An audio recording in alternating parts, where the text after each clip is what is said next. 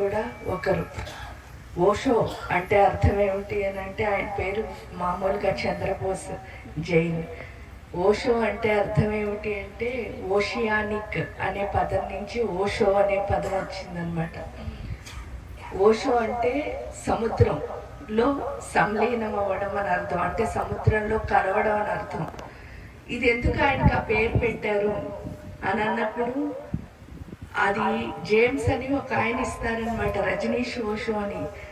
ఆ పేరు ఎందుకు పెట్టారు అని అనుకుంటే ఈ సముద్రంలో సంలీనం అవ్వడం అంటే అర్థం ఏమిటి అంటే మిగతా వాళ్ళందరూ ఏదో గ్రంథాలను చూసో లేకపోతే అంటే మీరు శ్రీకృష్ణుడు తెలుసు మీకు, వారు చెప్తారు భగవద్గీతలో ఏమని అని అంటే విద్వాంసులు పండితులు అని చెప్పి.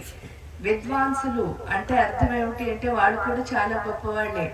ఏమిటి అంటే చాలా చాలా పురాణాలన్నిటినీ చదివి ఆ చదివిన పురాణాలని ఏం చేస్తారు అని అంటే మనకి మళ్ళీ చెప్పడం, ఎందుకంటే అది గుర్తుంచుకుని చెప్పడం చాలా కష్టం ఆ చదివినవన్నీ. కానీ ఈ పండితులు అన్నవాళ్ళు ఏంటి అని అంటే వాళ్ళు అసలు ఏమీ చదవరు, వాళ్ళ సొంతంగా వాళ్ళు అనుభవించి ఆ అనుభవాన్ని ఏం చేస్తారు అని అంటే వాళ్ళకు వచ్చిన అనుభవాన్నే ప్రజలకి చెప్తారు. ఇందాక వారు చెప్పారు ఏమని అని అంటే ఎక్కడో లేదు నీ లోపలే ఉంది చూడు, నీ లోపలే ఉంది చూడు అని అంటే చూడడం అంత ఈజీవా? ఎందుకంటే లలితా శాస్త్రంలో రహోయాగ క్రమరాజ్య రహస్తర్పణ తర్పిత అంటే అర్థం ఏమిటి అని అంటే అన్నిటికంటే గొప్ప యాగం వాళ్ళు చెప్పింది ధ్యాన యాగం అన్నారు. ఆ ధ్యాన యజ్ఞం ఏదైతే ఉందో అది ఎక్కడ జరగాలి? నిరంతరం జరగాలట. యజ్ఞం నిరంతరం జరగడం అన్నది అసలు చేయగలమా ఎవరైనా? ఒక 24 గంటలు కూర్చుని కనుక హోమం దగ్గర 25వ గంట మళ్ళీ నెక్స్ట్ డే కూర్చోవాలంటే ఈ సృష్టిలో ఒక్కళ్ళైనా కూర్చోగలరా? కూర్చోలేము. మరి ఈ యాగం అంటే అర్థం ఏమిటి అసలు? అంటే నిరంతరం యాగం జరగాలి అంటున్నారు. అక్కడ హోమగుండం దగ్గర మనం ఎవరం కూర్చోలేకపోతున్నాం. మరి నిరంతరం జరిగే యాగం ఎక్కడుంది అని అన్నప్పుడు ఆ నిరంతరం జరిగే యాగం ఏమిటి అంటే రహోయాగం అంటే మూలాధారంలో ఉన్న కుండలిని శక్తిని నిద్ర లేపి దాన్ని తీసుకువచ్చి సహస్రార చక్రంలో ఉన్న అమృత బాండంతో కలిపి ఆ కలిపిన ఆ రెండిటి మిక్స్ ఏదైతే ఉందో దాన్ని శరీరం అంతా తడుపుకోవడాన్నే రహోయాగం అంటారు. నిజమైన ధ్యానయజ్ఞం అంటే అదే. ఏమిటి అని అంటే ప్రతి క్షణం ధ్యానం చేయాలి అంటే ఏం చేయాలి? ధారణ చేయాలి. ధారణ చేయడం అంటే ఏంటి అంటే ఇందాక చెప్పారు కదా, శ్వాస. మీకు ఏదైనా ఆలోచన వస్తే శ్వాస మీద ధ్యాస పెట్టండి. శ్వాస మీద ధ్యాస ఎందుకు పెడుతున్నాము అని అంటే ఆ ధ్యాస పెట్టిన తర్వాత చివరికి దాన్ని కూడా మర్చిపోవాలి. మర్చిపోయి దేన్ని చూడాలి? ఎందుకు నిన్ను నువ్వు చూసుకో అని చెప్తున్నారు ఇక్కడ అందరూ.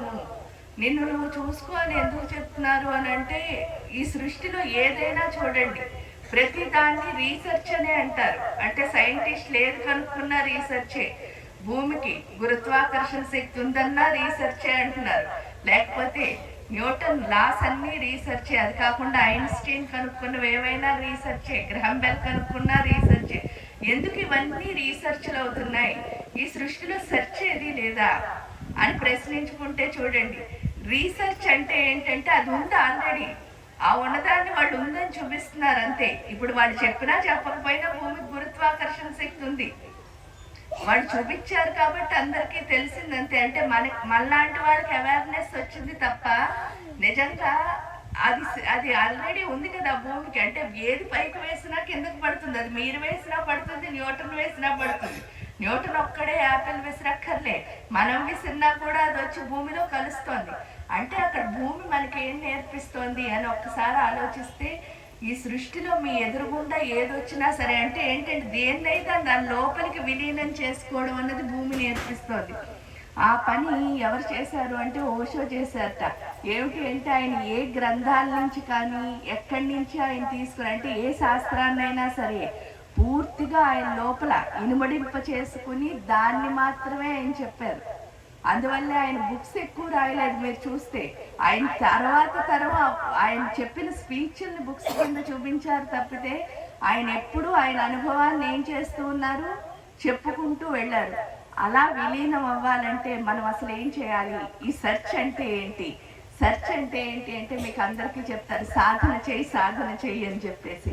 ఈ సాధన అన్న పదానికి అర్థం ఏమిటి అంటే శోధించు అని. దేన్ని శోధిస్తున్నావు అంటే నన్ను నేను చూసుకుంటున్నా. కానీ జనరల్గా మనిషికి ఏంటిట అంటే ఇలా చూపించడం అలవాటు అయిపోతుంది. ఈ చూపించడం అలవాటులో ఏంటి అంటే పాపం ఈ 4 వేళ్ళు కూడా, మన వేళ్లే మనకి తత్వం తెలియచేస్తున్నా సరే మన మైండ్ మాత్రం ఏం చేస్తూ ఉంటుంది, ఎక్కువ ఇదే కదా పని చేస్తుంది. ఆ పని చేయడం వల్ల ఏం చేస్తూ ఉంటావు అంటే అందరినీ ఇలా నువ్వు నువ్వు నువ్వు అని చూపిస్తా అంట. ఈ 4 ఏం చెప్తున్నాయంటే నిన్ను నువ్వు చూసుకో అంటే ఈ 1 వేలు కూడా ఎవరి వైపు తీర్చుకోవాలి, మన వైపు ఎప్పుడు తీసుకుంటామో మనకేంటి తెలుస్తుంది అంటే ఇక్కడ జిజ్ఞాస అన్నది ఒకటి, క్యూరియాసిటీ అన్నది ఒకటి. ఈ జిజ్ఞాస క్యూరియాసిటీ మామూలుగా ఏంటి అంటే మూలాధార చక్రం భూమికి సంబంధించింది, మన అందరికీ తెలుసు. ఈ భూతత్వం ఏదైతే ఉందో ఈ భూతత్వానికి ఉన్న లక్షణం ఏమిటి అంటే క్యూరియాసిటీ. అదేమిటి అంటే అన్నిటినీ తెలిసేసుకోవాలని ఉంటుంది. అన్నిటినీ తెలిసేసుకోవడం వల్ల మనకి ఏమైనా ఉపయోగం ఉందా? జిజ్ఞాస అంటే ఏంటి అంటే నువ్వు తెలుసుకున్న దాన్ని ఏం చేయమని చెప్తున్నారు, అభ్యాసం చేయి. ఎప్పుడైతే నువ్వు తెలుసుకున్న దాన్ని అభ్యాసం చేస్తావో అది దేని కింద మారుతుంది, అనుభవం కింద మారుతుంది. అందుకే లలితా సహస్రంలో కూడా మీరు చూస్తే అభ్యాసాతిశయజ్ఞాత షడద్వాతీత రూపిణి.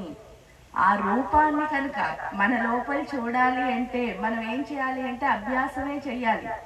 అంతేకాని ఉత్తినే కూర్చుని అన్నీ తెలుసుకుని వెళ్ళిపోతే ఏం ఉపయోగం? రోజు మనం ఇంటికి వెళ్ళి ఏం చేయాలి, మళ్ళీ దీన్ని ప్రాక్టీస్ చేయాలి. ఎంత బాగా ప్రాక్టీస్ చేస్తామో దాన్నే సాధన అంటున్నారు. మీరు రోజు సాధన ఎప్పుడైతే మొదలు పెడతారో అప్పుడు ఇన్సైడ్ అంటే మీ లోపలికి మీరు వెళ్ళడం అన్నది వస్తుంది. అదే ధ్యానం, అదే రఘోయాగ.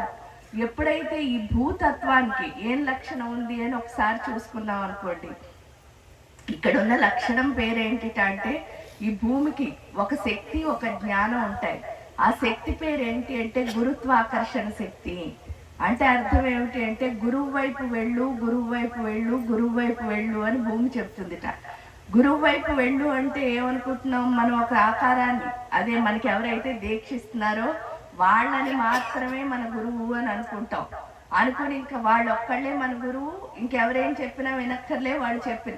కానీ మనం నిజంగా మన గురువుని కనుక ఇష్టపడితే ఈ సృష్టిలో చూసి ప్రతిదీ మనకి ఏ స్థానాన్ని సంతరించుకుంటుంది, గురుస్థానాన్ని. ఎందుకంటే మన గురువు ఎవరైతే ఉన్నారో వాళ్ళని ప్రతి చోట చూడడమే. అదే రాధాకృష్ణులు మీరు చూస్తే రాధా అమ్మవారు కృష్ణుల్ని సృష్టి అంతా చూసిందిట. అలాగే గురువుని సృష్టి అంతా చూడమని. ఎందుకు గురువుని సృష్టి అంతా చూడాలంటే ప్రతి దాంట్లోంచి ఏదో ఒక లెసన్ చెప్పడానికి ఆ గురువు వ్యాపక చైతన్యం. గురువు అన్నది ఒక ఫామ్ కాదు, ఒక తత్వం అని చెప్తారు. ఫామ్ కాదంటే ఒక రూపం కాదు. ఆ రూపాన్ని ఎందుకు అని అంటే మీరు మామూలుగా ఒక ధ్యానం చెయ్యాలి అంటే ఏదో ఒక రూపాన్ని చూడాలి. ఆ రూపాన్ని చూస్తూ మనం దేంట్లోకి వెళ్ళాలి, నిరాకారం. అంటే సాకారాన్ని చూస్తూ నిరాకారంలోకి వెళ్ళడమే గురుతత్వం. అది మనకి ఏం నేర్పిస్తుంది అంటే మూలాధార చక్రం. అది నేర్చుకోవాలి అంటే మనకి ఇంకోటి ఉండాలట. ఇక్కడ ఉన్న జ్ఞానం అదే. ఆ జ్ఞానం పేరు ఏంటి అంటే ఓర్పు. ఓర్పుగా కనుక నేర్చుకున్నాము అంటే మనం ఏమవుతాం, గురువులు అవుతాం. ఏంటంటే మన లోపల ఉన్న గురుత్వాన్ని ఏం చేయాలి, బయటికి తీయాలి. ఆ బయటికి ఎప్పుడైతే తీస్తామో అప్పుడు ఏమర్థం అవుతుంది అని అంటే మనం అసలు ఎందుకు ఈ భూమి మీదకి వచ్చాము, దాన్ని ఏం చెప్తున్నారంటే బ్రహ్మగ్రంథి విభేదిని అని చెప్తారు. ఆ బ్రహ్మగ్రంథి ఎప్పుడైతే మూలాధార చక్రంలో ఉన్న కుండలిని శక్తి అన్నది వివేకన అవుతుందో అప్పుడు బ్రహ్మగ్రంథి అన్నది విభేదన. అంటే మూలాధార స్వాదిష్టాన చక్రాలు రెండిటికి ఒక లింక్ ఉంటుంది. ఆ లింక్ విభేదన అయ్యి మనకేమర్థం అవుతుంది అని అంటే మన యొక్క స్థితి ఏంటంటే అసలు నేను ఈ భూమి మీదకి ఎందుకు వచ్చాను, అది ఎందుకు తెలుసుకోవాలి అంటే ఖచ్చితంగా ఈ భూమి మీదకి ఎవరు వచ్చినా సరే ఆ వచ్చిన ప్రతి ఒక్కళ్ళు కూడా ఎందుకు వస్తారు అని అంటే ఒక పర్పస్ లేకుండా ఈ భూమి మీదకి ఈవెన్ ఆ మొక్క, ఆ పిల్లి, ఆ కుక్క కూడా రాదు. మానవుడే కాదు, స్త్రీ పురుషులు ఎవరు వచ్చినా సరే ఒక పర్పస్తోనే వస్తాం ఈ భూమి మీదకి. ఆ వచ్చిన పర్పస్ ఏదో మనం తెలుసుకున్నావా మనం ఏమవుతాం, గురువు అవుతాం. గురువు అయ్యి మళ్ళీ, ఎందుకంటే తరుణి కింద మారాలట. తరుణి అంటే అర్థం ఏమిటి అంటే జ్ఞానం ఉన్న స్త్రీ కింద మారాలట. ఎప్పుడైతే ధ్యానం చేస్తూ ఉంటామో ఆ జ్ఞానం మనలోకి వస్తేనే మనం తరిస్తాము, ఇంకోళ్ళని తరింపచేస్తాం. అంటే పుట్టాను, వచ్చాను, తిన్నాను, బతికాను, వెళ్ళిపోయాను, ఉపయోగం ఏమైనా ఉన్నదా? పైగా మనం ఈ భూమికి దేని కింద మారుతాం? అదే కనుక మీ పిల్లలు ఎవరైనా ఇంట్లో ఉండి బాధ్యత లేకుండా ఇష్టమైనట్టు తిరుగుతూ వాళ్ళు ఏ పని చేయకుండా ఉంటే మీరు ఏం చేస్తారు? తిడతారా పిల్లల్ని? అంటే మన పిల్లల్ని మనమే భరించలేకపోతున్నాం. అలాంటప్పుడు ఇంతమంది పిల్లల్ని భూమాత ఎలా భరిస్తుంది? కాబట్టి అట్లీస్ట్ అంటే ఇక్కడికి వచ్చారు కదా, నేనేమంటానంటే ఏదో పని, ఇప్పుడు చూడండి చాలా మంది పబ్బులకి వెళ్తున్నారు, లేకపోతే హోటళ్ళకి వెళ్తున్నారు, సినిమాలకు వెళ్తున్నారు. ఇవన్నీ కాకుండా కొత్తగా ఏదో చేద్దామని చెప్పి ధ్యానానికి వచ్చాం కదా, ఆ వచ్చినందుకు మనం ఏం చేయాలి అని అంటే అట్లీస్ట్ భూమికి భారం అంటే భూమి భారం, పిల్లల భారం అవ్వకుండా బాధ్యత కలిగి పిల్లల కింద మనం ఉండగలగాలి. ఆ ఉండగలగాలి అంటే ఖచ్చితంగా రోజులో ఇంత సమయం నేను ధ్యానం చేస్తాను. ఏదో మీకు ఏది తోస్తే అది, ఏ సాధన చేసినా పర్వాలేదు, చేసిన సాధన మాత్రం ఎలా చేయాలి? అన్నీ ఒకే చోటుకి తీసుకెళ్తాయి ఫైనల్గా. ఆ తీసుకెళ్లే స్థితి మనకి రావాలి అంటే ఖచ్చితంగా ఏదో ఒక సాధన రోజుకింత టైం అని పెట్టుకుని, అంటే ఏంటంటే 3 ఉండాలి సాధన చేయడానికి. ఒక దాన్ని ఏమంటారంటే భక్తి అంటారు. ఆ భక్తి ఏంటి అంటే మీరు ఎవరినైతే నమ్మారో ఆ గురువు మీద ఖచ్చితంగా భక్తి ఉండాలి. రెండోది ఏముండాలి అంటే శ్రద్ధ. ఆ గురువు చెప్పింది చెయ్యాలి అని ఏముండాలి? శ్రద్ధ ఉండాలి. మూడోది ఏంటి అంటే శరణాగతి. మీరు చేస్తున్న పనిని ఏం చేయాలి? శరణాగతితో చేయాలి. ఈ 3 కనుకుంటే మనం ఏమవుతాం? ఆ ఓషో గారి లాగే అవుతాం. ఎందుకంటే ఆయన మొత్తం అంత అనుభవాన్ని ఏం చేశారు? ఆయన లోపలికి సముద్రంలా లోపల కలిపేసుకున్నారు. ఆ కలుపుకుంటే మనం చెప్పింది ఏమవుతుంది? శాస్త్రం అయిపోతుంది. ఎందుకంటే అనుభవం ఎప్పుడైతే వస్తుందో అనుభవమే శాస్త్రం. అందుకే వివేకానంద కూడా చెప్తారు ఏంటి అంటే నీ అనుభవమే నీకు గురువు. ఆ గురువు అని చెప్పడం, ఎందుకంటే అనుభవాల సారమే గురువు అని చెప్తారు. మనకి ఎంత అనుభవం వస్తుందో అంత మనం గురుత్వాన్ని సంపాదించుకుంటాం. మళ్ళీ చాలా మంది అంటారు అందరూ వివేకానందులు అవుతారని. ఖచ్చితంగా అవుతారు అందరూ వివేకానందులు. మనం అవ్వాలనుకుంటే చాలు. ఎందుకు అంటే వివేకానంద ఫస్ట్ చదువుకుంటున్నారు, అందరూ తెలుసు, కలకత్తాలో ఉండేవారు కదా. ఆయన కలకత్తాలో ఉన్నప్పుడు చదువుకుంటున్నప్పుడు ఆయన 5వ క్లాస్ అయ్యి 6లోకి వెళ్తారనమాట. ఆ వెళ్తున్న టైంలో ఏమైందిట అంటే రోజు జట్కా బండి మీద స్కూల్కి వెళ్తూ ఉండేవారట.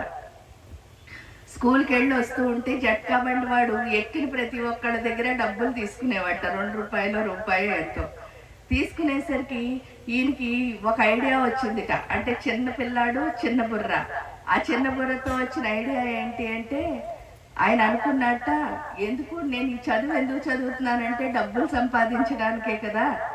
మరి అలాంటప్పుడు ఈ జట్కా బండి వాడు ఇప్పుడే సంపాదిస్తున్నాడు కదా, నేను కూడా ఒక జట్కా బండి నడపడం నేర్చేసుకున్నాను అనుకో, మా నాన్నకి ఎప్పటి నుంచి నేను సహాయం చేయొచ్చు అని ఐడియా వచ్చింది. ఆ ఐడియా ఊరుకోకుండా వచ్చి ఏం చేసేట వాళ్ళ అమ్మగారికి చెప్పాట. వాళ్ళ అమ్మగారికి చెప్తే వాళ్ళ అమ్మగారు అన్నాక తప్పకుండా నువ్వు జట్కా బండి వాడు అవుదుగానరా, కానీ ఎలాంటి జట్కా బండి వాడు అవ్వాలంటే అని చెప్పేసి తీసుకువెళ్ళి ఏం చేశారట, వాళ్ళ ఇంట్లో దేవుడి గది ఉందిట. ఆ దేవుడి గదిలోను ఏంటి అంటే అర్జునుడి రథం నడుపుతున్న కృష్ణుడి ఫోటో ఉందిట. కృష్ణుడి ఫోటో ఉంటే అది చూపించి ఇలాంటి జట్కా బండి వాడు అవ్వరా అని చెప్పారట. చెప్పిన తర్వాత ఏంటి జరిగింది అంటే ఆయన వెంటనే అప్పటి నుంచి ఆ తల్లి ఏం చేసింది అంటే ఆయన్ని స్లోగా అటువైపు తీసుకువెళ్తూ చివరికి ఎలాంటి జట్కా బండి అయ్యాడో మనకు తెలుసు. నిజంగా అలాంటి గురువు అయ్యాడు గొప్పగా. ఈరోజు ప్రపంచ దేశాలన్నిటికీ ఒక గొప్ప గురువుగా ఆధ్యాత్మిక సనాతన ధర్మం ఏదైతే ఉందో దాన్ని ప్రచారం చేస్తూ ముందుకు వెళ్ళి బోళ్ళని రామకృష్ణ మిషన్స్ అన్ని స్థాపించి అంత గొప్ప అంటే చిన్న పిల్లలకి ఎలాంటి ఐడియాస్ వచ్చినా సరే వాళ్ళని మనం మార్చచ్చు అనడానికి ఆ వివేకానంద వాళ్ళ అమ్మగారే.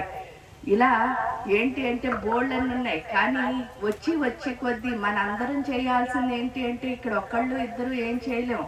మనందరం కలిసి చేయాల్సింది ఏంటి అని అంటే ఒక పని. ఇప్పుడు చూడండి, మొన్న చాలా వైరల్ అయిపోయింది ఒక పోస్ట్. ఆ వైరల్ అయిపోయిన పోస్ట్ ఏంటి అంటే చూసిన వెంటనే చాలా బాధ కలిగింది, నిజంగానే చాలా బాధ కలిగింది. ఆ బాధ కలిగిన పోస్ట్ ఏమిటి అని అంటే ఒక తల్లి ఉన్నారు. ఆ తల్లిని వాళ్ళ కొడుకు ఏం చేశాట అంటే ఒక ఓల్డ్ ఏజ్ హోమ్లో పెట్టాట. ఓల్డ్ ఏజ్ హోమ్లో పెడితే చాలా రోజులు ఆవిడ ఓల్డ్ ఏజ్ హోమ్లో ఎన్ని సంవత్సరాలు ఉన్నారో తెలియదు ఉన్నారు. ఉన్న తర్వాతను ఏంటయిందిట అంటే వాళ్ళ అమ్మ దగ్గర, ఇంకా వాళ్ళ అమ్మకి లాస్ట్ స్టేజ్ వచ్చేసింది. లాస్ట్ స్టేజ్ వచ్చేసరికి కొడుకుని పిలిచారు. కొడుకుని పిలిచేసరికి వాళ్ళ అమ్మ చనిపోతారని చెప్పడానికి పిలిచారట. పిలిస్తే వాళ్ళ అమ్మ దగ్గరికి వెళ్ళారు. ఆవిడ కొన ఊపిరితో కొడుకు కోసం వెయిట్ చేస్తోంది. వెయిట్ చేస్తున్న తల్లి ఏం చెప్పిందిట అంటే, ఒరే బాబు, ఇక్కడ చాలా కొన ఊపిరితో నేను వెయిట్ చేస్తున్నాను, ఎందుకు అంటే నీకు ఒక మాట చెప్పి చచ్చిపోదామని అందిట.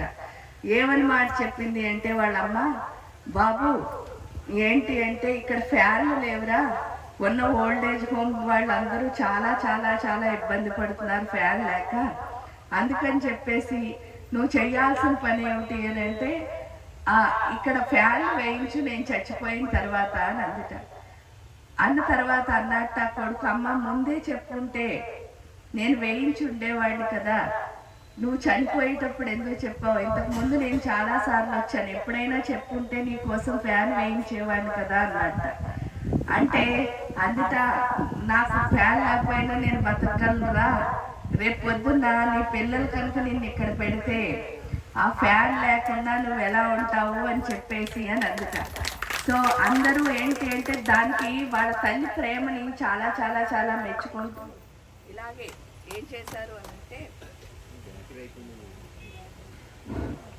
ఏం చేశారు అని అంటే వాళ్ళ అమ్మ ప్రేమని మెచ్చుకుంటూ చక్కగా పంపిస్తూ ఉన్నారు. ఏంటి అంటే ఒకళ్ళు వైరల్. చూడండి మాతృదేవోభవ ఇదంతా. కానీ చాలా చాలా మన బుర్ర పని చేయట్లేదు అనడానికి ఇంతకంటే ఆధారం ఏమీ లేదు. ఎందుకు అంటే ఈ సృష్టిలో ఏ తల్లైనా సరే, తను ఎంత కష్టపడినా సరే, ఆ కొడుకు ఎంత చెడ్డవాడైనా సరే, వాడు ఓల్డ్ ఏజ్ హోమ్కి రావాలని కోరుకుంటుందా, లేకపోతే వాడి పిల్లలు వాడిని బాగా చూసుకోవాలని కోరుకుంటుందా? తన్ని చూసినా చూడకపోయినా చెప్పండి. వాళ్ళ అమ్మ వాళ్ళ పిల్లలు అంటే మన మైండ్ ఎంత బాగా పనిచేస్తుందో మనమే అర్థం చేసుకోవాలి. ఎందుకు అని అంటే దాన్ని వైరల్ చేసి మాతృదేవోభవ అంటే అసలు మాతృదేవోభవకి అర్థం అది కాదు కదా. ఎందుకు అంటే ఏ అమ్మ కూడా తను కష్టపడినా తన పిల్లలు కష్టపడాలని అసలు ఒప్పుకోదు. అంటే మన బుర్ర అసలు సరిగ్గా పనిచేయట్లేదు అనమాట. దానికి కారణం ఏమిటి అంటే మూలాధార చక్రాలే బాగోలేదు. ఆ మూలాధార చక్రాలు ఏవైతే ఉన్నాయో వాటిని మనం భూతత్వంతో మంచిగా మార్చుకుంటూ ముందుకు వెళ్ళడమే ఇక్కడ రహోయాగం. తర్వాత ఎందుకంటే మన శరీరం పంచభూతాలతో కలిస్తేనే ఈ ధ్యానము అన్నది మనం బాగా చేయగలుగుతాం. ఆ పంచభూతాలతో కలవడం అంటే ఇక్కడ అర్థం ఏమిటి అని అంటే ఫస్ట్ మూలాధార చక్రాన్ని క్లియర్ చేసుకుంటే ఈ భూమి మీదకి ఎందుకు వచ్చాను అన్నది మనం అర్థం తెలుసుకున్నాం బ్రహ్మగ్రంథి విభేదన ద్వారా. తర్వాత స్వాదిష్టాన చక్రం అన్నది నీటి తత్వంతో ఉంటుంది. నీటి తత్వంతో ఉండడం అంటే అర్థం ఏమిటి అంటే నీరు మీరు చూస్తే దానికి పారే లక్షణం ఉంది, అవునా? పారడం అంటే అర్థం ఏమిటి అని అంటే ఎప్పుడు పాత నీరు ముందుకు వెళ్ళిపోతూ ఉంటుంది, కొత్తది వస్తూ ఉంటుంది. ఇప్పుడు చాలా మంది మీరు చూస్తే చిన్నపిల్లలందరూ అంటే చాలా చిన్నపిల్లలు అంటే ఇప్పుడు జనరేషన్ అంతా కూడా ఏమిటి అని అంటే నా వరకు నేనేమనుకుంటానంటే మా జనరేషన్తో అయిపోయింది. ఆ తర్వాత జనరేషన్లు అన్నీ కూడా ఒకే ఒక ఆలోచన. ఆ ఆలోచన ఏంటి అంటే కొత్తదనం కావాలి, ప్రతిదీ కొత్తదనం కావాలని వెతుక్కుంటూ వెళ్తూ వాళ్ళ జీవితాలను ఏం చేస్తున్నారు, పాడు చేసుకుంటున్నారు.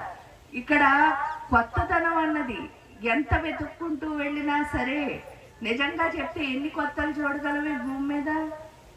అన్ని పాత అయిపోతాయి ఏది చేసినా. అంటే అర్థం ఏమిటి అంటే కొత్తదనం ఎక్కడ వెతుక్కోవాలని నీరు చెప్తోంది. మీరు చేస్తున్న పనే మీరు కొత్త కొత్తగా క్రియేట్ చేసుకుంటూ వెళ్ళాలి. అంతే తప్ప ఎక్కడి నుంచో కొత్తదనాలు రావు ఈ భూమి మీద. ఉన్నవన్నీ అవే ఉంటాయి. అన్నీ ఎంజాయ్ చేశాక 30 ఏళ్ళు వచ్చేసరికి ఏమైపోతున్నావు?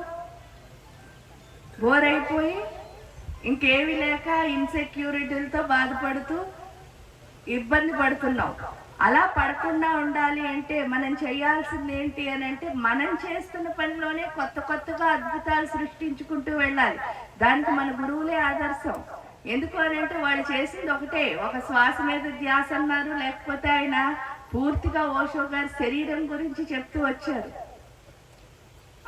అంటే మీ శరీరం ఎలా పనిచేస్తుంది, మీ లోపలికి మీరు ఎలా వెళ్ళాలి, ఇదంతా చెప్పుకుంటూ వచ్చారు. లేకపోతే మానసిక పరివర్తన ఎలా తెచ్చుకోవాలి, ఇవన్నిటిల్లోనే మనం కొత్తదనాన్ని సృష్టించుకుంటూ వెళ్ళాలి. ఎందుకంటే ఇక్కడ ఉన్న ప్రతి ఒక్కళ్ళు ఒక డిఫరెంట్ ఐడెంటిటీ, అన్ని ఐడెంటిటీలు. ఎందుకంటే ఇక్కడ మీరు ఎప్పుడైనా లలితా సహస్రం చదివితే సిస్టేష్టా శిష్ట పూజిత అనే నామం వింటారు. అక్కడ శిష్టేష్టా శిష్ట పూజిత అంటే అర్థం ఏమిటి అంటే, గురువుకి శిష్యుడికి 3 రకాల న్యాయాలు జరుగుతాయి. ఆ 3 న్యాయాల్లో ఏంటి అంటే, ఒకదాన్ని మార్జాల న్యాయము అని పిలుస్తారు. మార్జాల న్యాయం అంటే ఏంటి అంటే, గురువు శిష్యుడు, అంటే గురువు దగ్గరికి శిష్యుడు రాగానే ఆయన దేనికి సంబంధించిన సబ్జెక్ట్ చెప్తున్నాడో అది చెప్తూ ఏం చేస్తాడట అంటే, వాళ్ళకి చాలా చాలా చాలా బాగా స్పూన్ ఫీడింగ్ అంటారు చూసారా. అంటే అర్థం ఏమిటి అంటే, ప్రతి క్షణం ఇది ఇలా చేయాలి అలా చేయాలి అని చెప్పుకుంటూ ముందుకు తీసుకెళ్తారట. తీసుకెళ్తూ ఉంటే వాళ్ళు కొంత సాధన నేర్పిస్తూ ఉంటారు. ఈ శిష్యుడు కూడా చేస్తూ ఉంటాడు. ఈ చేయడం వల్ల ఏమవుతుంది అంటే, చిన్న మెచ్యూరిటీ వస్తుంది లోపల. అంటే దాన్ని ఏమంటారంటే మూర్తిత్వం వస్తుంది. ఎందుకంటే సాధన చేయగా మనలో మార్పు అన్నది వస్తుంది. ఆ గురువు మనని తీసుకెళ్తూ ఎప్పుడైతే మనలో మార్పుని తీసుకొస్తున్నప్పుడు ఏమవుతుంది అంటే, గురువు వెంటనే 2వ న్యాయానికి వెళ్తారట. ఆ 2వ న్యాయంలోనే చాలా మంది ఏంటి అంటే ఆటుపోట్లు తట్టుకోలేక పారిపోతూ ఉంటారు. ఉన్నవాళ్ళు మాత్రం మంచిగా ఉంటారట. ఆ 2వ న్యాయం పేరేంటి అంటే మర్కట కిషోర న్యాయం. మర్కట కిషోర న్యాయం అంటే అర్థం ఏమిటంటే, కోతి మీకు తెలుసు కదా, అది ఎప్పుడు జంపులు చేస్తూ ఉంటుంది. ఈ జంపులు చేసినప్పుడు దానికి 2వ క్వాలిటీ కూడా ఉంది. ఆ 2వ క్వాలిటీ ఏంటంటే, ఎప్పుడు కోతి తన పిల్లల్ని పట్టుకోదుట, పిల్ల మాత్రం ఏం చేస్తూ ఉంటుంది, కోతిని పట్టుకుంటుంది. అంటే అర్థం ఏమిటి అంటే, గురువు జంపులు చేస్తుంటే ఎవరు పట్టుకోవాలి, శిష్యుడు పట్టుకోవాలి. అక్కడ ఆ పని మానేసి ఏం చేస్తారు చాలా మంది, ఆ గురువు ఏదో మారిపోయాడు, ఈయన మంచివాడు కాదు, లేకపోతే కమర్షియల్ అయ్యాడు, ఇది అయ్యాడు, మొత్తానికి ఏదైతే మనకు వచ్చిన మాయతో మనం కాస్త ఏమవుతాం, గురువు నుంచి దూరం అయిపోతాం. అలా దూరం అవ్వకుండా ఎవరైతే నుంచుంటారో వాళ్ళే మేన న్యాయంలోకి వెళ్తారు. మేన న్యాయం అంటే అర్థం ఏమిటి అంటే, చేప. ఆ చేప ఎలా ఉంటుందో చూడండి. చేప ఎప్పుడు ముందుకు వెళ్ళిపోతూ ఉంటుంది, దాని వెనకాల పిల్ల చేపలు వెళ్ళిపోతూ ఉంటాయి. అంటే దాన్నే గురు పరంపర అని అంటారు. గురు పరంపర అంటే ఏంటంటే, గురువు ఏది చేయాలనుకుంటున్నారో అది శిష్యులందరూ చేసుకుంటూ ముందుకు వెళ్తారు. ఆ ముందుకు వెళ్ళే శిష్యులు ఎవరైతే మారుతారో వాళ్ళనే శిష్టులు అంటారు. ఆ శిష్టత్వం మనకి ఎప్పుడైతే వస్తుందో అప్పుడే కొత్తదనం అంటే ఏంటో అర్థమవుతుంది. కొత్తదనం అంటే ఊరికినే మనం పరిగెట్టుకుని వెళ్ళి ఇది కాదంటే అది, అది కాదంటే ఇది జంప్ చేసేది కాదు. మనం చేస్తున్న పనిలోనే మనం ఏం చేయాలి, నూతనత్వాన్ని సృష్టించాలి. ఆ సృష్టించే స్థితి అన్నది శిష్టుడికి మాత్రమే వస్తుంది. ఆ శిష్టుడు ఎవరైతే, అది స్వాదిష్టాన చక్రం ఎవరికైతే క్లియర్గా ఉంటుందో వాళ్ళు మాత్రమే చేయగలుగుతారు. చేసింది అంటే అదే నీటి తత్వం. అంటే నీటి తత్వం అయిపోయిన తర్వాత మళ్ళీ అగ్నితత్వం, అది ఎక్కడుంది అంటే మణిపూర చక్రంలో. ఈ అగ్నికి ఉన్న లక్షణం మీరు చూస్తే, అగ్నికి 2 లక్షణాలు ఉంటాయి. మొదటి లక్షణం ఏమిటి అంటే, అది ఒక చోట ముట్టుకుంది అనుకోండి ఎక్కడ ఆగదు, అది ఏం చేస్తూ ఉంటుంది, అంటించుకుంటూ వెళ్ళిపోతుంది. అంటే దానికి ఏం లక్షణం ఉంది, కలిపే లక్షణం. అది ఎప్పుడు కలుపుతూనే ఉంటుంది అగ్ని. 2వ లక్షణం ఏమిటి అంటే, దాంట్లో ఏవైనా వేయండి, ఒక కుర్చీ వేసినా బూడిదైపోతుంది, ఒక తలుపు వేసినా బూడిదైపోతుంది, ఒక మనిషిని వేసినా. అంటే రూపాన్ని ఏం చేస్తుంది, అది మార్చేస్తోంది. ఆ రూపాన్ని మార్చడం అన్నది అగ్నికి ఉన్న లక్షణం. ఇక్కడ కనుక మనం ఈ జఠరాగ్నిని లేపి అంటే మణిపుర చక్రాన్ని కనుక మనం ఓపెన్ చేసుకుంటే ఏమవుతుందో, దేంతో కలుస్తున్నాం మనం? ప్రకృతితో కలుస్తున్నాం. ఎప్పుడైతే ప్రకృతితో కలవడం మొదలు పెట్టామో మనం ఎవరి కింద మారుతాం? శివయ్య కింద మారుతాం. ఎందుకంటే ప్రకృతితో ఇంకెవరు కలుస్తారు? ఆయన తప్ప. అంటే మన ఆత్మే శివస్వరూపము. ఎప్పుడైతే ఆత్మ శివస్వరూపం అని తెలిసి ప్రకృతితో కలవడం మొదలు పెట్టామో ఆటోమేటిక్గా మనలో ఏమొస్తుంది? అదే బూడిదంటే తేజస్సు అన్నది వస్తుంది. ఆ తేజస్సు అంటేనే ఇక్కడ జ్ఞానము అని అర్థం. ఆ జ్ఞానం ఎప్పుడైతే రావడం మొదలు పెట్టిందో, అంటే ఈ భూమి, నీరు, నిప్పు, గాలి, ఆకాశం వాటితో మనం కలిస్తేనే ఇక్కడున్న దీనికి మార్పు అన్నది వస్తుంది. ఇప్పుడు మనం ఏం చేస్తున్నాం? ప్రకృతితో అసలు కలిసి ఉంటాము. ఎందుకంటే ప్రకృతితో కలిసి ఉంటే చెమట పడుతుందని భయం. కానీ మీ పని ఎక్కడ చేయాలన్నా ఎండలోనే చేయాలి. ఏసీలో చేయలేరు పని, అవునా? ఏసీలో చేయడం వల్ల ఏమవుతుందండి అంటారు. మీ ఇంట్లో ఏదైనా వస్తువు కనుక పురుగు పట్టింది అనుకోండి, ఎక్కడ పెడుతున్నాం? ఎండలో పెడుతున్నాం. ఇప్పుడు ఏసీలో కూర్చుంటే మళ్ళీ ఏం పడుతుంది? పురుగులు పడుతున్నాయి. అందువల్లే మనకి ఎప్పుడు ఏమొస్తూ ఉంటాయి? జబ్బులు వస్తాయి. ఆ జబ్బులు రాకుండా ఉండాలంటే మనం ఎవరితో కలిసి ఉండాలి? సూర్య భగవానుడితో కలిసి ఉండాలి. ఎందుకంటే సూర్యుడు మనకి ఏ శక్తిని ఇస్తున్నాడు? ప్రాణశక్తిని ఇస్తున్నాడు. ఎప్పుడైతే ఆయన ప్రాణశక్తి ఇస్తాడో అప్పుడే మనం బతకగలుగుతున్నాం. ఇప్పుడు మన బతుకు ఎలా తగ్గిపోయింది అని అంటే, మీరు ఎవరి దగ్గరికైనా వెళ్ళండి, ఏ డాక్టర్ దగ్గరికైనా, స్త్రీలు వెళ్ళండి, పురుషులు వెళ్ళండి, ఒకే ఒక డెఫిషియన్సీ చెప్తున్నారు. దాని పేరేంటి? D vitamin. అంటే మనకి ఎవరితో కనెక్షన్ లేదు? సూర్య భగవానుడితో కనెక్షన్ లేదు. సూర్యుడితో ఎంత కనెక్ట్ అయి ఉంటామో అంత మన లోపల ఉన్న పురుగుల్ని ఏం చేస్తాం? అందుకే మనకి హోమాలను పెట్టారు. హోమాలు అంటే ఏంటి అంటే, మన లోపల ఉన్న పురుగుల్ని ఏం చేస్తున్నాం మనం? వేడికి దగ్గరగా ఉంటే మన లోపల ఉన్న పురుగులు కాస్త వెళ్ళిపోతాయి. ఎప్పుడైతే వెళ్ళిపోయాయో రూపం మారుతుంది. ఆ రూపం మారడం అంటే అర్థం ఏమిటి అంటే, మన లోపలున్న ఆ ఆత్మస్వరూపాన్ని మనం అగ్ని ద్వారా తెలుసుకోగలుగుతున్నాం. ఎప్పుడైతే తెలుసుకోగలిగామో అప్పుడు ఏంటి అంటే మన నిజస్వరూపం. ఆ స్వస్వరూపాన్ని చూడడమే ఇక్కడ గురువు అని అంటారు. అంటే మామూలుగా చూడడం కంటే నా స్వస్వరూపాన్ని నేను ఎప్పుడైతే చూస్తానో దాన్నే గురుత్వము, దాన్నే ఆత్మ సాక్షాత్కార సిద్ధి. అది ఎప్పుడైతే వచ్చిందో వాయుతత్వంలోకి వెళ్తాం. వాయువుకు ఉన్న లక్షణం ఏమిటి అంటే వ్యాపించడం. వ్యాపించడం అంటే అర్థం ఏమిటి అంటే ఈ సృష్టి అంతా వ్యాపించాలి. ఈ సృష్టి అంతా దాన్నే కీర్తి ప్రతిష్టలు అని అంటారు. కీర్తి ప్రతిష్టలు రావాలి అంటే మనకి ఏ చక్రం ఓపెన్ అవ్వాలి? అనాహత చక్రం. ఆ అనాహత చక్రాన్ని కనుక ఓపెన్ చేస్తేనే మనం వ్యాపిస్తాము. అంటే మనం అందరినీ ఏం చేస్తూ ఉండాలి? ప్రేమిస్తూ ఉండాలి. మనం ఎంత ప్రేమిస్తామో మనని, ఎందుకంటే ప్రకృతికి ఒకటే ఒక ధర్మం ఉంది. ఆ ధర్మం పేరు ఏమిటంటే, నువ్వు వేధిస్తే నీకు అది వెనక్కి వస్తుంది. అదే కర్మ సిద్ధాంతం అన్నా, న్యూటన్ థర్డ్ లా అన్నా. ఏంటి అంటే ప్రతి యాక్షన్కి రియాక్షన్ ఉందండి అంటే వెంటనే ఏమన్నా చప్పట్లు కొట్టంట. కానీ కర్మ సిద్ధాంతం నువ్వు చేసిందే నీకు వస్తోందిరా అని కృష్ణుడు చెప్తే ప్రూఫ్ చేయండి అని అంటున్నారు. ప్రూఫ్ ఏమీ చెయ్యక్కర్లే, మన లైఫ్లే ప్రూఫ్. అదేమిటి అంటే మనం అమ్మా నాన్న దగ్గర ఏదైతే చేస్తామో అవన్నీ మనకి ఎవరు చూపిస్తారు? పిల్లలే చూపిస్తారు. ఇంకా అందులో సందేహం ఏమీ లేదు. ఇక్కడ చేసినవన్నీ ఇక్కడ అనుభవిస్తాం. అదే కర్మ సిద్ధాంతం, అవునా కాదా? కానీ కర్మ సిద్ధాంతంలో ఏముండాలి అంటే ఒకటే ఒకటి, మన గుండె మారాలి. మన అనాహత చక్రం ఓపెన్ అవ్వాలి అంటే విమర్శ. విమర్శ అంటే ఏంటంటే వీళ్ళందరినీ విమర్శించడాన్ని విమర్శ అంటారు, దాన్ని కించపరచడం అంటారు. విమర్శ అంటే ఎవరినెవరు అనుకోవాలి? నన్నే. ఆత్మ విమర్శ. నన్ను నేను ఎప్పుడూ ఏం చేస్తూ ఉండాలి? ప్రశ్నించుకుంటూ ఉండాలి. ఆ ప్రశ్నించుకుంటేనే మంచి సమాధానాలు వస్తాయి, అందులోంచే విజయం వస్తుంది. ఆ సమాధానాలు ఏవైతే ఉన్నాయో ఆ వాయుతత్వం, దానికి ఏం అక్కర్లే. అందరి ఇళ్లలోనూ ఆడపిల్లలు ఉంటారు కదండి. ఆ ఆడపిల్లలు ఫస్ట్ చిన్నప్పుడు మీరు చూస్తే వాళ్ళని చాలా చాలా చాలా గారంగా పెంచుతాం, ముద్దుగా మహాలక్ష్ములు అంటాం, మంచిగా పరికిణీలు వేస్తాం, చక్కగా పట్టీలు పెడతాం. వాళ్ళు నడిస్తేనే మనకి హ్యాపీగా అనిపిస్తుంది.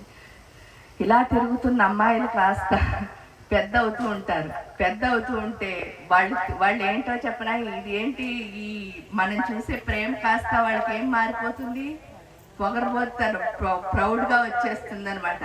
ఆ ప్రౌడ్తో ఎవరేం చెప్పినా సరే నీకేం తెలియదు, కామ్గా ఉండు, నేను ఇచ్చేస్తున్నానని చెప్పి బాగా వెనక్కి కమాండ్ చేయడం, మాటలు విసరడం ఇలాంటివన్నీ చేస్తారు. తీరా పెళ్ళి అవుతుంది కదండి. ఈ పెళ్ళి అయిన తర్వాత ఒక ఫస్ట్ కడుపు వస్తుంది. ఆ కడుపు వచ్చినప్పుడు ఈ ఆడపిల్లకి దయ అన్నది మొదలవుతుందిట. అప్పటి వరకు వాళ్ళ అమ్మతో ఎలా మాట్లాడతారట అంటే, వచ్చాను కదా, చేయడం రాదా, ఇలా మాట్లాడే పిల్ల కాస్త ఈ కడుపు రాగానే ఫస్ట్ టైం ఎలా మాట్లాడుతుందిట అంటే, అమ్మా నాకు తినాలనిపిస్తుంది, చేసి పెడతావా అంటే కొంచెం ఏమొచ్చింది, మంచి అంటే దయ వచ్చింది, ఆ కరుణ వచ్చింది అనమాట. ఈ కరుణ ఈ కడుపు పెరుగుతున్న కొద్దీ ఏమవుతుందిట, లోపల ఆర్ద్రత అమ్మని చాలా చాలా చాలా చాలా దగ్గర అవడం మొదలెడతారట. తీరా 9వ నెల అయ్యి ఈ ఫస్ట్ పిల్ల బయటకు వస్తుంది, పిల్లాడు. ఆ బయటికి రాగానే ఏమొస్తుందిట అంటే సరెండరెన్స్, శరణాగతి అన్నది వస్తుందిట. ఎందుకంటే మా అమ్మ ఎంత కష్టపడితే నేను బయటకు వచ్చానని ఎప్పుడు తెలుస్తుంది, తల్లి అయిన తర్వాత. ఆ తర్వాత ఈ పిల్లలు కూడా పెరిగి ఊరుకోరు కదండి, ఏదో ఒకటి అంటూ ఉంటారు, కమాండ్ చేయడం, తిట్టడం, లేకపోతే ఆర్డర్లు వేయడం, ఇవన్నీ. ఈ చేసినప్పుడు ఏమొస్తుందిట అంటే మా అమ్మతో నేను ఎన్ని తప్పులు చేశానో తెలుస్తుందిట. అదే రియలైజేషన్ అంటే. ఆ రియలైజేషన్ ఎవరికి వస్తుందో వాళ్ళ అనాహత చక్రం మాత్రమే ఓపెన్ అయినట్టు. లేకపోతే అయ్యో నేను ఏం తప్పులు చేయలేదండి, నేను చాలా మంచిగా ఉన్నాను, కానీ పిల్లలు ఎందుకు ఇలా చెడిపోయారని బాధపడకూడదు. మనం చేసినవి మాత్రమే ఎవరికి వస్తాయి, మనకు వస్తాయి, పిల్లల ద్వారా. ఎందుకు అంటే ఇక్కడి నుంచి మనకి ఏమొస్తుంది, టీచింగ్ వస్తుంది. వాళ్ళు ఎవరు మనకి, పిల్లలు, గురువులు. ఆ గురువుల నుంచి మనం ఏం చేయాలి, కామ్గా నేర్చుకోవాలి. కానీ మనం ఏం చేస్తూ ఉంటాం, పెద్దవాళ్ళ అనుకుంటాం. కానీ ఇక్కడికి వచ్చేసరికి ఎవరైతే రియలైజ్ అవుతారో వాళ్ళ అనాహత చక్రం అన్నది ఓపెన్ అయ్యి వాళ్ళు ఏం చేస్తారు అంటే విశ్వవ్యాపక చైతన్యం అంటారు కదా. ఆ విశ్వవ్యాపక చైతన్యం అన్నది ఎక్కడి నుంచి మొదలవుతుంది, గుండెల్లోంచే మొదలవుతుంది, వాయుతత్వం నుంచి. అది ఎప్పుడైందో ఇంకా ఫైనల్గా ఆకాశతత్వం. ఈ ఆకాశతత్వం ఎక్కడుంటుంది అంటే విశుద్ధి చక్రంలో ఉంటుంది. మీరు ఆకాశం, ఎప్పుడైనా మీరు ఎంత విజయం సాధించినా, ఎంత ఈ సృష్టి అంతా వ్యాపించినా, ఆ వ్యాపించింది, మీరు విజయం సాధించింది, కీర్తి ప్రతిష్టలు సంపాదించింది, ఏదైనా సరే మీ అనుభవ జ్ఞానం రూపంలో చెప్తే మాత్రమే ఏమవుతుంది, ఇంకోళ్ళకి అర్థమవుతుంది. లేకపోతే మీ అనుభవం ఎవరితో ఉండిపోతుంది, మనతోనే ఉండిపోతుంది. మనతో మన అనుభవం ఉండిపోవడం వల్ల మనకేమైనా ఉపయోగం జరుగుతుందా, ప్రపంచానికి ఏమి జరగదు. ఎందుకంటే మనకు వచ్చిన అనుభవాన్ని మనం ఇంకోళ్ళతో పంచుకోవడం ద్వారా మళ్ళీ వాళ్ళు ఏదో ఒకటి చెప్తారు మనకి. ఎందుకంటే ఈ సృష్టిలో మనం వచ్చింది ఒకే ఒక్క పనికి. ఆ పని ఏంటి అంటే మీ నుంచి నేను నేర్చుకోవడానికి, నా నుంచి మీరు నేర్చుకోవడానికి. అంతే తప్పిక ఎవరు నేర్పేవాళ్ళు లేరు, ఎవరు నేర్చుకునేవాళ్ళు లేరు. ఇద్దరు నేర్చుకునేవాళ్ళే, ఇద్దరు నేర్పేవాళ్ళే. అందుకే విద్యార్థి అంటే ఏంటి, ఎప్పుడు వాళ్ళు ఏం చేస్తూ ఉండాలి, విద్యని అర్థిస్తూ ఉండాలి. అభ్యాసకుడు అంటే అర్థం ఏమిటి అంటే వీడు నేర్చుకుంటూ ఏం చేస్తూ ఉండాలి, చెప్తూ ఉండాలి. అంటే అర్థం ఏమిటి, ఇద్దరు ఒక పనే చేస్తున్నారు, పేరు మారిందంతే. సో ఆ పేరు మారే స్థితి ఎలా వస్తుంది అంటే మనం శిష్టుల కింద మారినప్పుడు మాత్రమే వస్తుంది. అది మనం ఈ విశుద్ధి చక్రంలో ఎప్పుడైతే అంటే ఆకాశతత్వంలో ఎప్పుడైతే అర్థం చేసుకున్నామో మనకు వచ్చిన అనుభవాన్ని మనం కరెక్ట్గా చెప్పగలిగే స్థితి. ఎందుకంటే ఆ ఉన్నవన్నీ ఆ నుంచి క్ష వరకు ఉన్న అక్షరాలే. ఆ అక్షరాలను ఎలా వాడితే మంచిగా అందరికీ అర్థమవుతుంది, ఎలా వాడితే అందరూ తంతారు. ఎందుకంటే నోరు మంచిదైతే ఊరు మంచిది. ఆ మాట కరెక్ట్గా రావాలి అంటే మాత్రం ఎవరు అనుగ్రహం ఉండాలి, మనలో ఆకాశతత్వం, విశుద్ధి చక్రం. అందుకే విశుద్ధి. అది ఎప్పుడు ఎలా ఉండాలట, శుద్ధిగా ఉండాలి. ఆ శుద్ధిగా ఉంటేనే మనలోంచి వచ్చి మాటలు ఎలా ఉంటాయి. అందుకే ఇందాక వారు చెప్పారు వేమన శతకంలో ఏమంటారు, అల్పుడు ఎప్పుడు పలుకు ఆడంబరముగాను, సజ్జనుండు పలుకు చల్లగాను, కంచు మోగునట్లు కనకంబు మోగున విశ్వదాభిరామ వినురవేమ. అవన్నీ చదువుకుని వదిలేస్తే కుదరదు. ఎందుకు అంటే అవన్నీ మనకి తత్వాన్ని తెలియజేస్తున్నాయి. ఆయన పూర్తిగా ఒక కర్మయోగి, ఎంతో బాగా యోగం చేసి ఆ యోగం ఆయన అనుభవ సారాన్నే ఆయన పద్యాల్లో ఆ పద్యాలు శతకం రూపంలో రాశారు. ఆ 100 పద్యాల్లో ఉన్నది అదే. ఆయన ఏం చెప్పారు? అల్పుడు ఎప్పుడు పలుకు ఆడంబరముగాను అంటే అర్థం ఏమిటి? నీ గొప్పలు నువ్వు ఎప్పుడైతే చెప్పడం మొదలు పెట్టావో నువ్వు ఎవడి కింద లెక్క? అల్పుడి కింద లెక్క. సజ్జనుండు పలుకు చల్లగాను. ఎప్పుడైనా సరే గొప్పవాడు ఏం చేస్తూ ఉంటాడట? జ్ఞానం మాత్రమే చెప్తాడు, అక్కర్లేని విషయాల గురించి చెప్పడు. కంచు మోగునట్లు కనకంబు మోగున. కంచు గంట పెట్టారనుకోండి ఏమవుతుంది? చాలా చాలా చాలా గట్టిగా మోగుతుంది. అదే కనుక బంగారంతో గంట పెట్టామనుకో ఏమవుతుంది?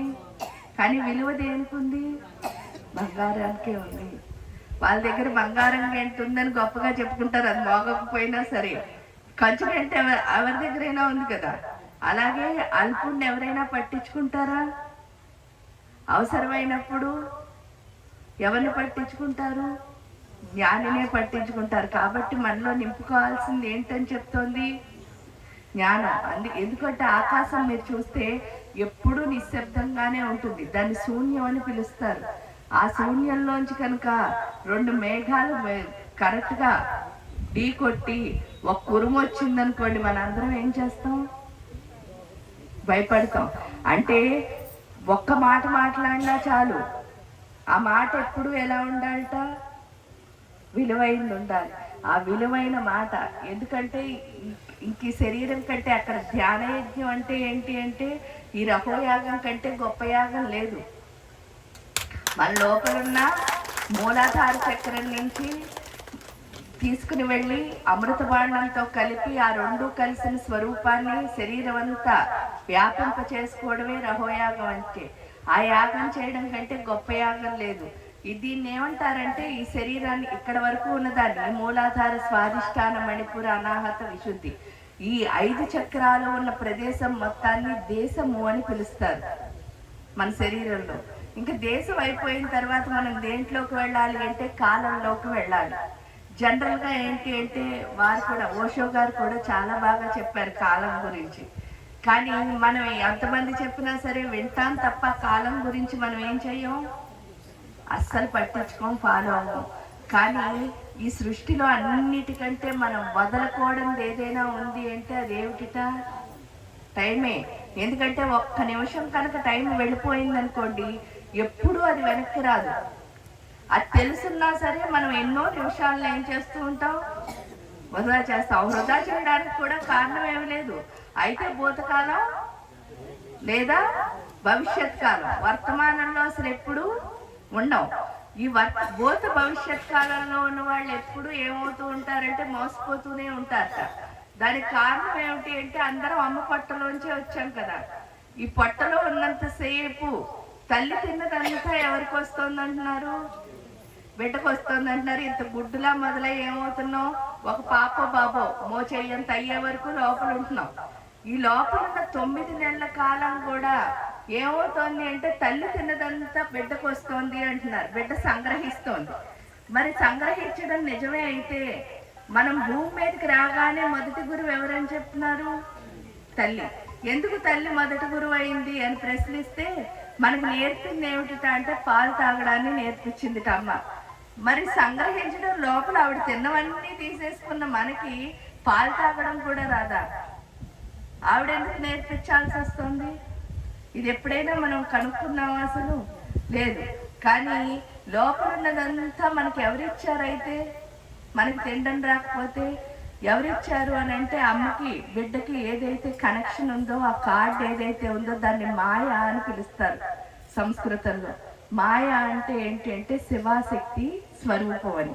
ఆ శివాశక్తి స్వరూపమే ఏం చేస్తుంది? ఈ బిడ్డకి తెలియకుండా, తల్లికి తెలియకుండా లోపల మొత్తం అంతా పంపిస్తుంది. తీరా బయటికి రాగానే ఫస్ట్ ఏం కట్ చేస్తారంటే ఆ తల్లికి బిడ్డకి ఉన్న సంబంధాన్ని. ఎప్పుడైతే కట్ చేస్తారో మనకేమనిపిస్తుందిట? ఫస్ట్ అమ్మ కనిపిస్తుంది, తర్వాత నాన్న వస్తారు, ఆ తర్వాత మనకంటే ముందు ఎవరైనా పుడితే అక్కలు అన్నలు వస్తారు, లేదంటే ఇంకో బోర్డు మంది చుట్టాలు, ఫ్రెండ్స్ అందరూ వచ్చేసారు. ఈ అందరూ వస్తే ఏంటంటే వేమన గారు చెప్పారు చూడండి, ఉపకారికి ఉపకారం ఎవరైనా చేస్తారండి, కానీ అపకారికి ఉపకారం చేసిన వాడే గొప్పవాడు అన్నారు. కానీ మనం పుట్టడమే ఉపకారం చేసిన వాడికి ఏం చేశాంట, మర్చిపోవడం మొదలు పెట్టాం. ఆ మర్చిపోవడానికి కారణం ఏంటంటే లోపల మనకి ఎవరు హెల్ప్ చేశారో మనకి తెలియదు. బయటకు వచ్చి కానీ చుట్టాలందరినీ చూసి ఏమనుకున్నంట, ఇదే నా జీవితం అనుకున్నాంట. ఇదే నా జీవితం అనుకుని ఊరుకున్నావా, ఇంక ఇందులో మనం పడి కొట్టుకుంటున్నాం. ఈ కొట్టుకుంటున్న మనకి ఏంటి జరిగింది అని అంటే, ఈ అయితే భూతకాలంలో లేదా భవిష్యత్ కాలంలో దీనికి కారణం వాళ్ళని వదిలేయడమే, ఆ శివాశక్తుల్ని. భూతకాలం చూస్తే మీకు ఏంటి అంటే భూతనాథుడు రుద్రుడు ఉన్నాడు అని అంటారు. ఇక్కడ భవిష్యత్తుకు వచ్చేసరికి ఏంటి అంటే అమ్మవారు మహామాయా స్వరూపం కింద ఉంటుంది. మీరు ఎప్పుడైనా ఉంటే జగత పితరవ్వంది పార్వతి పరమేశ్వరం. ఆ పార్వతీ పరమేశ్వర్లే మనందరికీ తల్లి తండ్రి అని చెప్తారు. ఈ పార్వతీ పరమేశ్వర్లు మీరు ఏదైతే శ్వాస మీద ధ్యాస అని చేస్తున్నారో దాన్ని ఏం చేస్తామంటే ఇక్కడ పార్వతీ పరమేశ్వర్ల విషయంలో సోహం అని చెప్పి ఒక మెడిటేషన్ ఉంటుందన్నమాట. దాన్ని 5 పంచదశి మంత్రాలు ఉంటాయి. ఆ 5 పంచదశి మంత్రాల్లో 4వ పంచదశి మంత్రం కింద ఈ సోహం అని మెడిటేషన్ చేస్తాం. అంటే గాలి పీల్చినప్పుడు సో అని, బయటకు వదిలినప్పుడు హమ్ అంటూ, అదే శివాశక్తి స్వరూపం. అంటే మనం ఉచ్ఛ్వాస నిశ్వాసలే శివాశక్తులు అని చెప్పుకుంటాం. ఈ ఉచ్ఛ్వాస నిశ్వాసలు శివాశక్తులైనా సరే మనం వాళ్ళు పాపం అసలు గుర్తించం, పట్టించుకోం. ఏదన్నా ఇలా మెడిటేషన్కి వచ్చినప్పుడు ఎవరైనా చెప్పారనుకోండి, కాసేపు మన బుర్ర ఇక్కడ ఉంటుంది, అది కూడా ఉన్న వాళ్ళకి ఉంటుంది, ఉండని వాళ్ళకి ఉండదు. ఇక్కడి నుంచి వెళ్ళిపోయిన తర్వాత అయితే అసలు మనం దాన్ని పెద్ద పట్టించుకోం. అలా పట్టించుకున్న వాళ్ళు కొంచెం బాగుంటారనమాట. ఏడుకు వచ్చేసరికి ఏమవుతుంది అంటే భూతకాలంలోకి వెళ్ళేసరికి ఏంటి అంటే తండ్రి రుద్రుడు ఉంటాడు. ఆ రుద్రుడి పని ఏంటంటే, ఇంట్లో చూడండి అమ్మగారు నాన్నగారు 2 ఉన్నారనుకో, పిల్లలు చదువుకోవట్లేదు సరిగ్గా, నాన్న ఎప్పుడు ఏం చేస్తాడు, క్రమశిక్షణ నేర్పుతూ బెదిరించి ఎలాగో చదివించడానికి ట్రై చేస్తారు. అమ్మ ఏం చేస్తూ ఉంటుంది అంటే, వాళ్ళు చదివినా చదవకపోయినా పర్వాలేదు, ఏం చేసినా పర్వాలేదు, వాళ్ళు ఎప్పుడు ఎలా ఉండాలని కోరుకుంటుంటే తల్లి సంతోషంగా ఉండాలని కోరుకుంటుంది. కాబట్టి ఈ తండ్రి ఏం చేస్తూ ఉంటాడట, మనం భూతకాలంలోకి వెళ్ళి ఎక్కువ ఆలోచిస్తూ ఉంటాం కదా, ఆలోచించినప్పుడు ఆయన ఏం చేస్తాడట, ఒరే నువ్వు నన్ను మర్చిపోవడం వల్లే ఈ సమస్య వచ్చిందని చెప్పి ఒకటి దెబ్బ వేస్తాడట. ఆ దెబ్బ వేయడం వల్ల భూతకాలంలోకి ఎప్పుడు వెళ్ళినా సరే, అంటే అయిపోయింది ఏది తలుచుకున్నా సరే మనకేమొస్తూ ఉంటుంది, ఏడుపు వస్తూ ఉంటుంది. అందుకే మీరు ఏదైనా తలుచుకోండి, ఈ సృష్టిలో దుఃఖమే వస్తుంది. అయిపోయింది అంటే అయిపోయిన కాలం మీకు ఏమిస్తుంది, దుఃఖాన్ని ఇస్తోంది. అది మనకు తెలియట్లే. అది మంచి తలుచుకున్నా ఏడుస్తాం, చెడు తలుచుకున్నా ఏడుస్తాం. మంచి తలుచుకుంటే ఏమంటా అంటే అప్పుడు బాగున్నాను ఇప్పుడు బాగాలేదని ఏడుస్తా అంట, చెడు తలుచుకుంటే ఎలాగూ ఏడుస్తాం. అంటే భూతకాలం మనకు మిగిల్చేది ఏంటి అంటే దుఃఖాన్నే. ఇంకా భవిష్యత్తు రేపు రేపు రేపు రేపు రేపు రేపు అంటున్నాం. రేపు అని చెప్పి ఈరోజు ప్లాన్ చేస్తున్నాం. ఎప్పుడైనా రేపటి ప్లాన్ ఈరోజు చేస్తే అది వర్కౌట్ అవుతుందా? ఎందుకంటే సిచ్యువేషన్లో ప్లాన్ చేస్తేనే ఆ ప్లాన్ అవుతుంది తప్ప రేపు ఇలా చేస్తానని ఈరోజు అనుకుంటే రేపు సమస్యలు ఏమొస్తాయో ఎవరికైనా తెలుసా? తెలియదు. ఇక్కడికి వచ్చేసరికి ఏమవుతుంది అంటే భవిష్యత్ కాలం ఏదైతే ఉందో పైగా 2వ సమస్య కూడా వస్తుంది. రేపు ప్లాన్ ఈరోజు, అందుకే ఎప్పుడు కూడా రేపు కోసం ఈరోజు ప్లాన్ చేస్తే అది చచ్చినా ఇంప్లిమెంట్ అవ్వదు. పైగా ఈ రోజు వదిలేస్తున్నాం కదా రేపు కోసం, రేపు ఏదో చేసేద్దామని. పోనీ రేపు వెళ్ళి అక్కడ ఏమి చేయట్లేదు సరికదా, ఏం చేస్తున్నాం ఎల్లుండి కోసం మళ్ళీ, ఎందుకంటే మనకు అలవాటు అయిపోయిన పని, ఎల్లుండి కోసం ప్లాన్ చేస్తున్నాం. అక్కడ ఊరుకుంటున్నాం అంటే అవతల ఎల్లుండి. అలా ఒక్కొక్క రోజు ఎవరు తగ్గించేసుకుంటున్నారు లైఫ్లో. అంటే భవిష్యత్ కోసం ఎక్కువ ఆలోచిస్తే మనకి ఏం తగ్గిపోతుంది, ఆయుష్ అన్నది తగ్గిపోతుంది. ఎక్కువ ఎవరు ఆలోచిస్తారో రేపు కోసం మన ఆయుష్ అన్న దాన్ని మనం ఏం చేస్తున్నాం, వదిలేస్తున్నాం. ఎప్పుడైతే వదిలేసామో వర్తమాన కాలం ఇంకా మనకున్న ఇక్కడ ఆప్షన్ లేదు. ఇక్కడ ఏడుపు వస్తుంది, ఇక్కడ ఆయుష్ పోతుంది. అంటే మనం చచ్చినట్టు ఉండాల్సిన కాలం ఏమిట, వర్తమాన కాలం. ఎందుకు అంటే ఈ క్షణమే, ఎప్పుడు ఈ క్షణం ఎంత బాగా ఎంజాయ్ చేస్తామో తప్పకుండా మన లైఫ్లో మనం ఏమవుతాం, ఎదుగుతాం. ఎంత ఎదుగుతాం అంటే రేపు పొద్దున్న మనం ఏం ఆలోచించక్కర్లేదు. ఈ రోజు మనం ఉంటే చాలు, రేపు హాయిగా ముందుకు వెళ్తాం. పైగా ఏంటి అంటే భూత భవిష్యత్ కాలాల్లో ఉన్నవాళ్ళే ఎక్కువ వాడే వర్డ్ పేరు ఏమిటంటే బిజీ అని చెప్తారట. నేను చాలా బిజీ అండి అని. ఎందుకంటే ఫోన్ చేసి బిజీ అని చెప్తున్నాం అంటే మనం ఎలా లేనట్టు, బిజీగా లేనట్టే కదా. బిజీగా ఉన్నవాడు ఏం చేస్తూ ఉంటాడు, వాళ్ళ పని వాళ్ళు చేసుకుంటారు. ఆ పని మానేసి బిజీ బిజీ బిజీ అని అందరికీ చెప్తున్నామంటే మన దగ్గర ఏం లేదు, బిజీ లేదు. కాబట్టి భూతకాలం భవిష్యత్ కాలాన్ని వదిలేస్తే నిజంగా బిజీగా అవుతాం. ఆ బిజీగా ఏంటి అంటే తప్పకుండా, ఎందుకంటే ఎవరైతే వర్తమాన కాలంలో ఉంటారో యాదేవి సర్వభూతేషు వృత్తి రూపేణ సంస్థిత. మనం ఏ పని చేస్తే అదే దేవుడు. అదే పని అయినా కానీ మనం చేసిన పని మాత్రం దేవుడు. అదే వర్క్ ఈజ్ వర్షిప్ అన్న. మనం చేసిన పనిని దైవంగా భావించి ఎప్పుడైతే చేయడం మొదలు పెడతామో దానికి సంబంధించిన పూర్తి జ్ఞానాన్ని మనం సంపాదిస్తాం. మనం ఎంత జ్ఞానాన్ని సంపాదిస్తామో ఆటోమేటిక్గా మనలో ఉత్సాహం అన్నది వచ్చేస్తుంది. ఎందుకంటే ఇంకా చేయాలి, జ్ఞానానికి ఉన్న లక్షణమే అది. ఇంకా చెయ్యి ఇంకా చెయ్యి ఇంకా చెయ్యి అని చెప్తుంది. ఎప్పుడు ఆపమని చెప్పదని. టైర్డ్ అయిపోవడం ఉండదు.